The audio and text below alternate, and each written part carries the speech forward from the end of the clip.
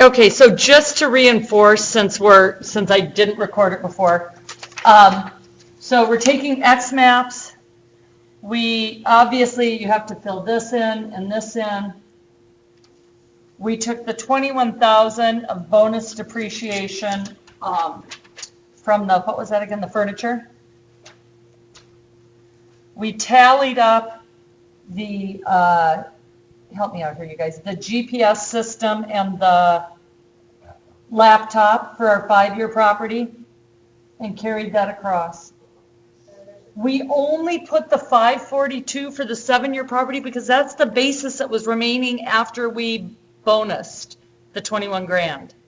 You can't take it twice. This is our commercial property. We added 2% for closing costs, so we took the cost times 1.02 times 88% because 12% was allocable to land. And we pulled that across. The 4,800 came from the second page, and we totaled that up to 63,071. On the second page, if you're doing this, God bless, if you're doing this by hand, you would write in company name and EIN again. Okay, I mean, nobody really does them by hand, and your software will pre-print it, but there isn't a place to do that. Obviously, you want identifying data on every form on your tax return. My smartphone's 100%, $600. My vehicle, 75%, 4,200. That's the 4,800. The only thing you can 179 or, where am I? Where's my special? Or bonus for listed property is if you use it more than 50%. Okay? The other number we have here on this tax return is our amortization of our covenant not to compete. The reason it's on line 43 and not line 42 is because it began before your 2018 tax year. Next year, all of these assets here will get lumped together and will be placed on what line?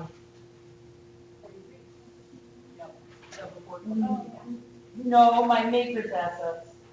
My building, my furniture, my laptop, all that stuff can be lumped together and placed on what line next year? Line 17.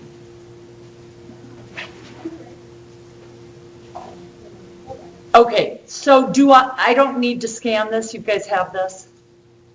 Okay, now let's take a look at the second one. And with that one, I'm going to give you the work, and then I will do the spreadsheet and post that as the key, and then I will do the 4562 and scan it and post that as key number 2 or whatever. Okay, so let's take a look at that.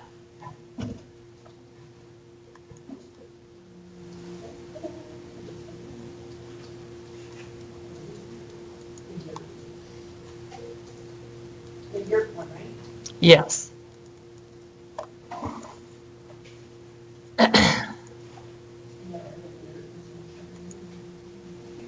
You've never heard of a yurt? Well, not until you. Gosh, where are you going to live when you get old? Isn't that everybody's dream to retire in a yurt? Under a bridge, because Social Security is going to be screwed. Yeah, you can. It's like almost like a log tent. Yeah. They were Mongolian teepees. The Mongols used them. You can pull them down and carry them, although they're way heavier than our teepees, and they've got a very, it used to be sinew, obviously, from the Mongols, but now it's a wire leverage system that you pull it all up, and anyways. Like a big umbrella? Yeah. Yes. And you've got a solar light in the top where you control your airflow. You can put movable walls in them. You build them on a deck. Put your sewage and your water and your utilities in, and you've got a beautiful place for $50,000. Yeah, so interesting. Okay, here's what happened. My TI is 1.578999.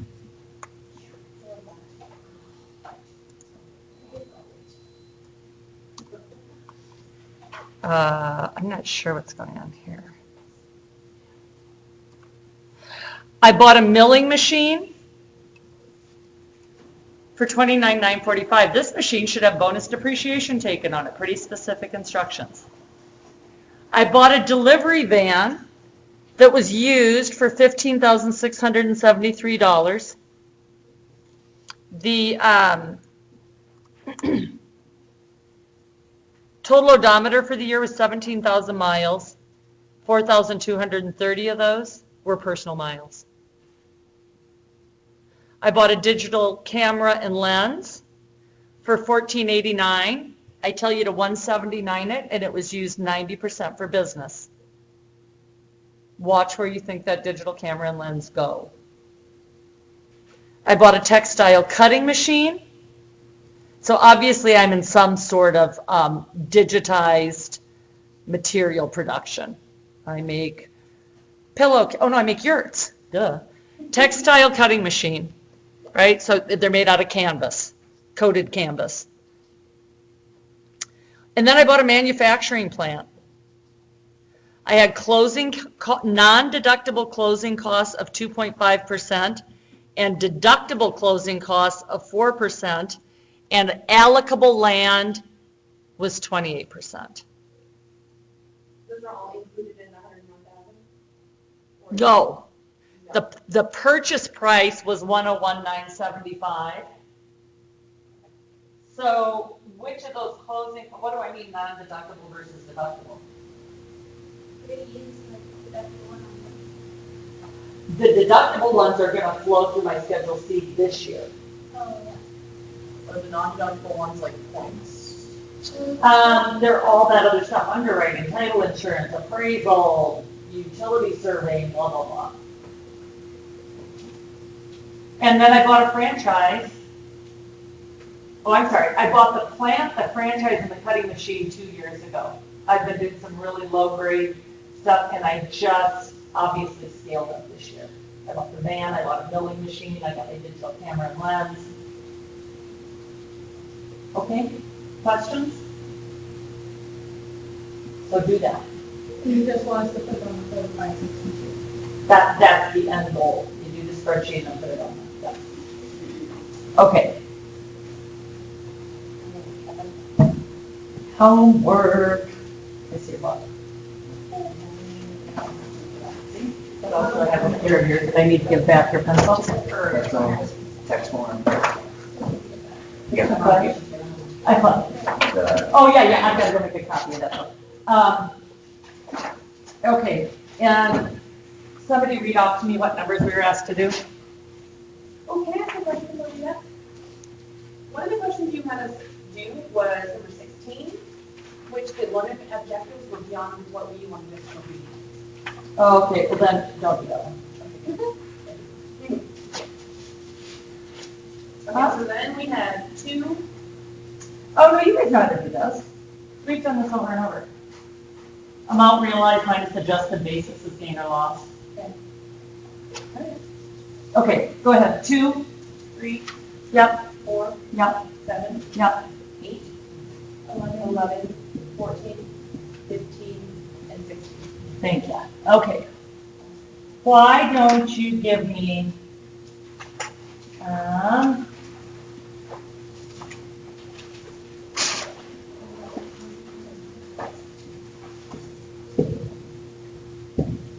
3B, 3C, 3A. 4B,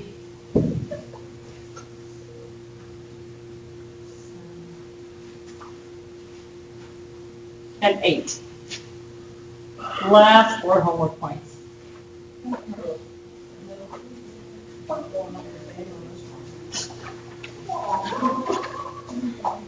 You guys are starting a tad bit whiny. Just a smidge. I want one. I don't mind. Okay, all right, fair enough. And you know what they call it in Australia that's really cute? What? Whinging. Like when your kids are like whining. Don't whinge. That's called bitching.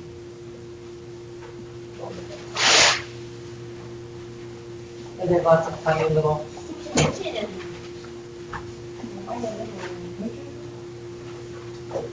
Okay, I gotta do this. What did I do it here?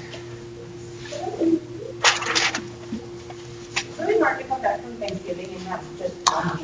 I think it's crazy. I've had a very difficult time even making myself like Yeah, it's okay. power through, yeah. It's like, either make you come back and have like, a couple weeks to finish up with some meat, or call it good. Yes. Can I check that what they're doing?